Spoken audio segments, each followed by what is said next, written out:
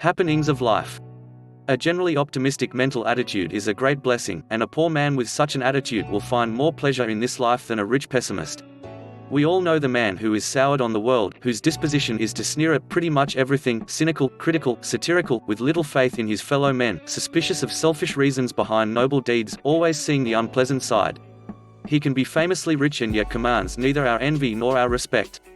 And then we know the man who tries to get the most out of things, who looks first for the sunny side, who loves nature and his fellow man, who is charitable and generous, giving everybody and everything the benefit of the doubt.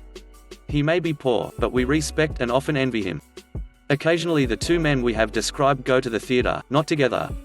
One has a box, the other is in the balcony. But a cheerful mental attitude from a balcony seat is worth far more than a pessimistic attitude from a box. One man's attitude. Some men find entertainment in almost everything. I know a man who goes to the world's fairs to see the people. He admitted it to me. But, I remonstrated, don't you enjoy the exhibits from the different countries? Not enough to hike up and down most of the aisles, he answered. Of course, I take a general look around. But it's the people that entertain, instruct and amuse me most. Yes, I went on, but you live in a city of 500,000 people. Why don't you enjoy them at home? I do, he declared, but at the fairs you see them from all over, all kinds, doing all sorts of things. Let me tell you a few stories showing you just what I mean, he rambled on, enjoying the telling of the stories almost as much as he did the original episodes themselves. I asked him what his philosophy was, and he answered with a smile, finding pleasant things. I figure it out this way, we devote most all of our time to seeing, hearing, and doing. Now when I'm seeing anything, I don't see it with my eyes alone, but I see it with my sense of enjoyment. When I hear something, I don't hear it with my ears alone, I hear it with my sense of enjoyment. When I do something, I don't do it with my hands alone, but I do it with a sense of enjoyment. Now that may not mean much to you, but it means a whole lot to me. In fact, I believe that stopping to get enjoyment out of things as they come along has probably cost me something. By that I mean, I might have taken the time and will employed in enjoyment, diverted them into money getting and added to my bank AC account. But if you think I regret the cost, which is only a possible cost, anyway, you're very badly mistaken. Now I wasn't born with a sense of enjoyment. In fact, I was an unpleasant little codger in school, and I started work a good deal of a grouch. You'll laugh when I tell you what put me on the right track. The episode was so small in itself that it makes me laugh to think of it.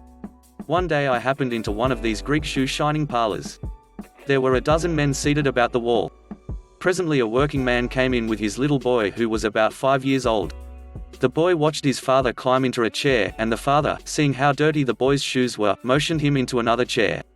The working man was evidently quite poor, and the boy's clothes testified to the fact that he was unaccustomed to luxuries. Except for what his mother had done, I don't suppose that boy had ever experienced a service done for him. Well, when a Greek knelt down over his shoes and began to brush them, an expression came over the boy's face I will never forget. It was the sense of joy. His eyes sparkled, a smile played about his mouth, and I've never seen a picture, nature, oil or moving, that gave me the pleasure this one did. I looked about the room. 9 of the 12 men were looking at the boy, because he happened to be the last one who took a chair. There wasn't an expression of pleasure, sympathy, amusement, interest, or entertainment on one of those faces. I was indignant. This literally episode was so human, so amusing, so appealing, that I was fairly mad at the men who looked but couldn't understand. And then my anger turned into pity. I was really sorry for anyone who couldn't enjoy the expression in that boy's face. Even his father didn't take notice. I waited until the little fellow climbed down, and watched him go into the street, where he paused a moment to look down with a mingled expression of joy and pride, until his father turned and whistled for him. I had my lesson. That boy lived, not existed, the 5 minutes he had those shoes polished. It showed me what little things can afford joy, and then I thought of the dozen men, especially the 9 who were so hardened that joy seemed to have gone out of their lives. I gave thanks that I wasn't as bad as that yet, and I resolved, then and there, to cultivate the habit of finding joy in what I heard and what I saw and what I did. That's my philosophy. Of course, I also find enjoyment in my other senses, but as I said before, we spend most of our lives seeing, hearing, doing. Let me warn you that you can't cultivate the sense of enjoyment all at once. It takes time, but you get enough.